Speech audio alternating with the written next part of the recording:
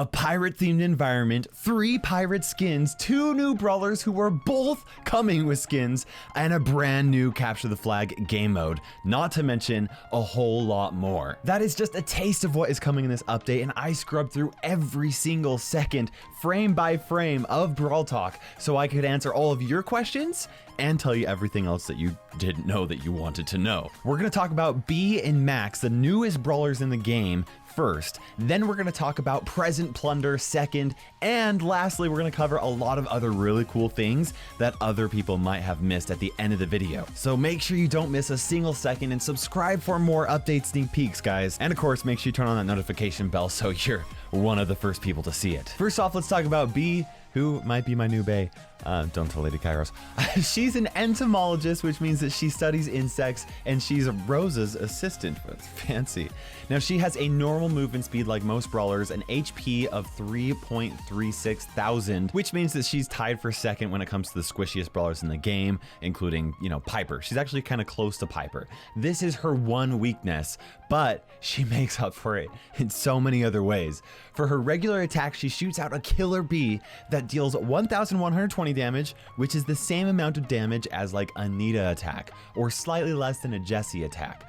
But after Bea hits a target, her next attack will be supercharged and will deal 3,080 damage if it hits a target, which is absolutely insane. That's only a couple hundred damage under what Daryl can do at point blank with both shotguns in your face. That's so much damage from a long distance. It's enough to one-shot kill a tick. So yeah, you gotta watch out for her charging up that attack. And after looking at Brawl Talk really carefully, it doesn't look like there's any way to tell if an enemy Bea has that extra damage charged up and ready to go. So dodging every single shot is going to be very important. But that is not everything you want to know about her attack. It looks like it has a range just short of Piper's at 9 2/3 tiles, which is the same as 8 bits. And it looks like it's as wide as Penny's or Jessie's attack, which will make it very difficult to dodge. Additionally, Bea only has 1 ammo, and she unloads and reloads it in 1 second. Just 1 second. That is the second fastest reload speed in the game. The only other brawler that beats it is Carl, who has a reload speed of 0.6 seconds. So that is crazy because it means that she can continually keep pressure on the enemy team from a long distance away. However, it also means that she cannot unload 3 quick shots like a Brock or like a Jean can, because she has to wait for it to reload first. Now for her super, Bea sends out 7 little bee drones that go in a straight line, then spread out, kind of in a similar way that like Jean's attack does. Now each start deals 120 damage, which comes to a total of 840 damage, which is not very much. It's even less than a single attack from POCO. But damage is not the primary feature of her super, okay? Her darts will go through walls. They might possibly even break walls, which is only speculation at this point, but Ryan did say that they will go through walls, which means that maybe they'll break them. But targets that do get hit by the bees will become slowed. Now in the clips, the slowed brawlers either got killed or covered by a graphic before we could actually see the duration of the slow, but we know that it is at least 2.5 seconds long. But based off of Spike's and Ems's supers, which are the only supers in the game that slow without a star power, my guess is that the slow will last for 5 seconds because that's how long their supers last for. Now this is huge because if she can slow an enemy target, they'll be super easy to hit consecutive shots on, which will increase Bea's damage a lot because she'll get 1 shot off, which is okay, but then the second shot's gonna like blast them through the face. And if she can get 4 shots in there in 5 seconds, which should be pretty easy for her to do if she's spamming her auto aim, that's 8.4 thousand damage, which is enough to take out every single brawler in the game, excluding brawlers with shields and excluding Frank when he has his spun star power. So like a Max El Primo, that's a lot of damage in 4 seconds. Now there's only one part of her super that really confuses me. Her super is really cool. She actually fires a little swarm of bees that can go through walls and slows and poisons her enemies. Now I looked at Bea's gameplay frame by frame, and there was not any poison damage anywhere within the 2.5 seconds that Frank stayed alive after getting hit. Now, because of this, my guess is that Ryan accidentally leaked Bea's second star power, and that it's going to poison targets that get slowed by Bea's attack. As for her first star power, which we're seeing somewhere in this gameplay, my guess is that it is the 140 instant damage that targets take when they're hit by her super. 840 total possible damage is incredibly small, and that actually lines up pretty well with what other damaging star powers do.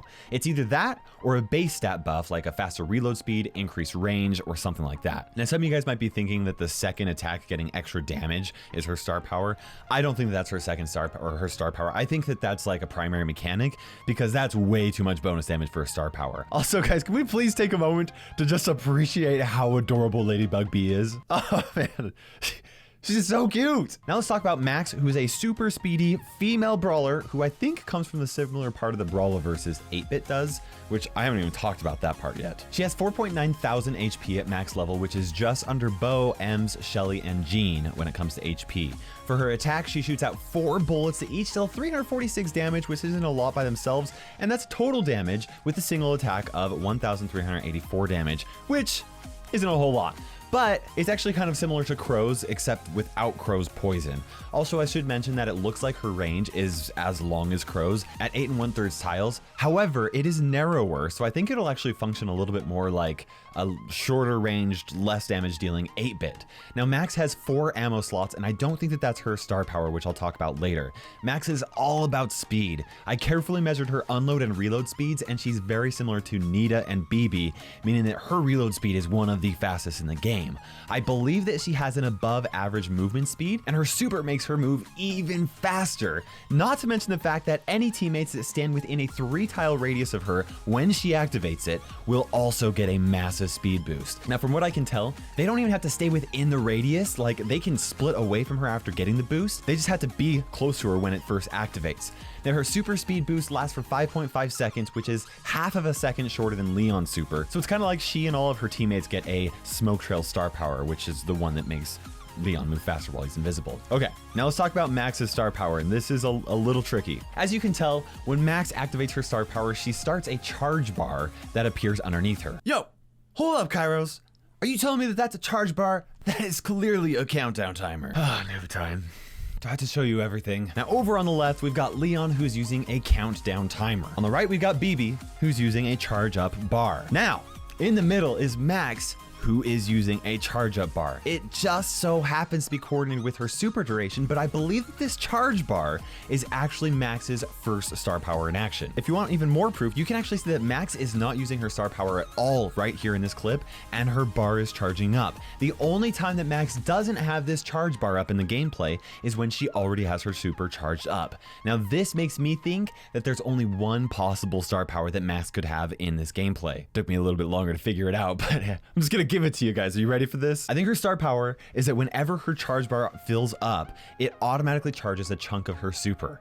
Now, interestingly enough, the charge bar has 2 different speeds. It takes 5.5 seconds to fill up when she's using her super, but when she's not using her super, I estimate that it takes her 7 seconds to fill up. Kind of confusing, right? This actually makes me think that's a 21% speed boost to the charge rate of that charge bar or whatever, and this actually makes me think that her super provides a 21% speed boost to her regular movement speed, and it just so happens to speed up her charge bar as well. Now, in case you missed it, Max is also starting out with a skin of her own called GT Max.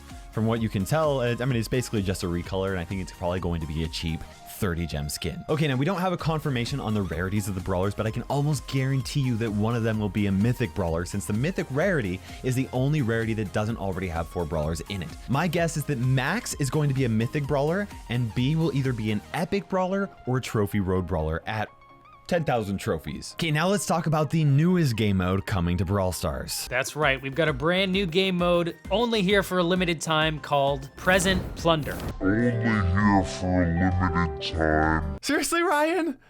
This mode looks so awesome. I can already tell you that the community is going to want this to be a permanent mode. Right, guys? Let me know. We'll have to see. Now, you guys already know the basics of Present Plunder. It's basically capture the flag mixed with Brawl Ball, where you throw presents rather than kick the goal. Now, the goal is to get the present from the enemy side of the map to your side of the map, and it's a 3v3 game mode.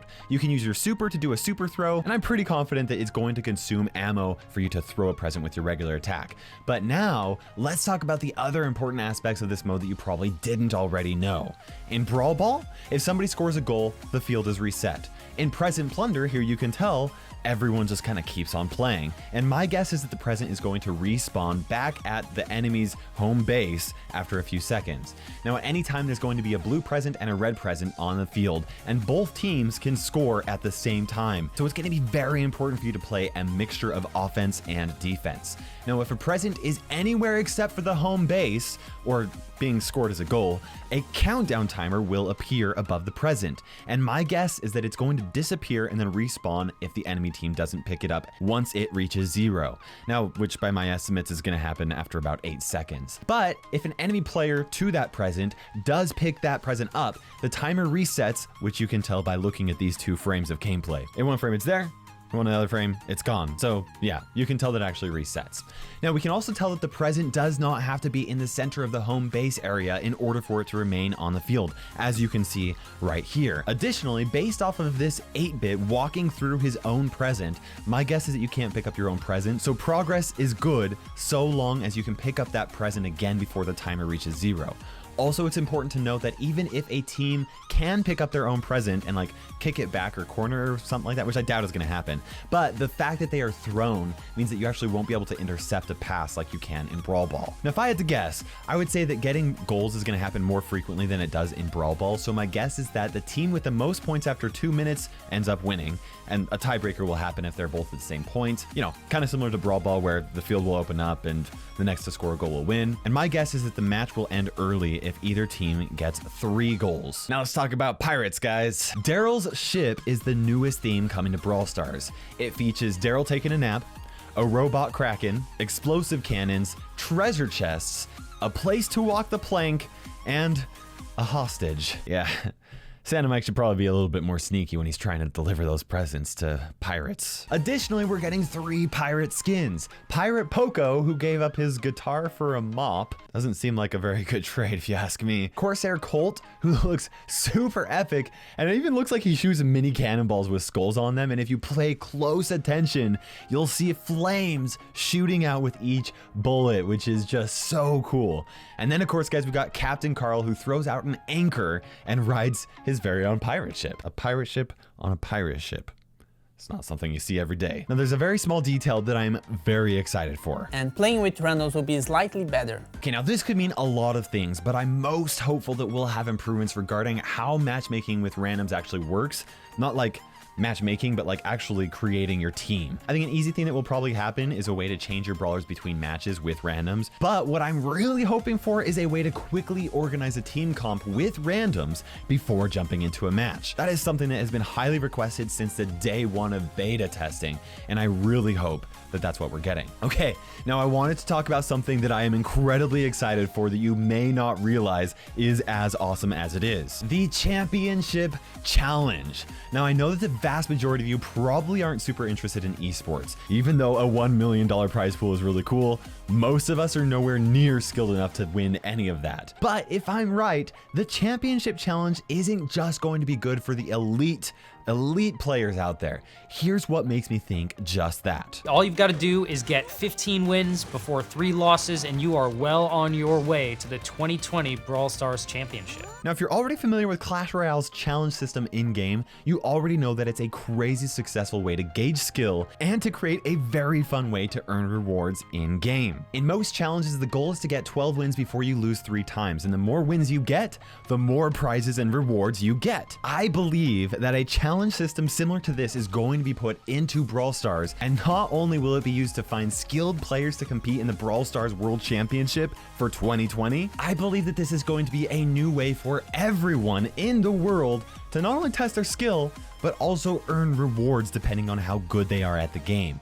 I believe it'll work very similar to how Power Play works. Each of the 15 matches will be held on a specific game mode and map, and you'll face other brawlers or other players who have gotten as far as into the challenges you have. You can play with randoms, you can try to play with friends, and once again, the better you do, the more rewards you'll gain. My guess is that everyone will get 1 or 2 free tests, but then you'll have the option of buying more chances to compete if you would like, and if you have the money to do so. They might even use the current tickets that are already in the game as a way to make things pretty simple.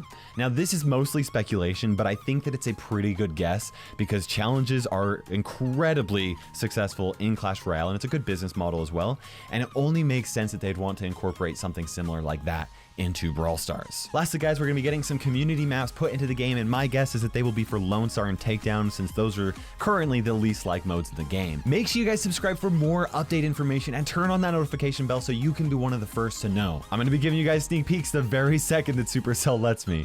But for now, this is KairosTime ticking by, and we will see you in Brawl Stars.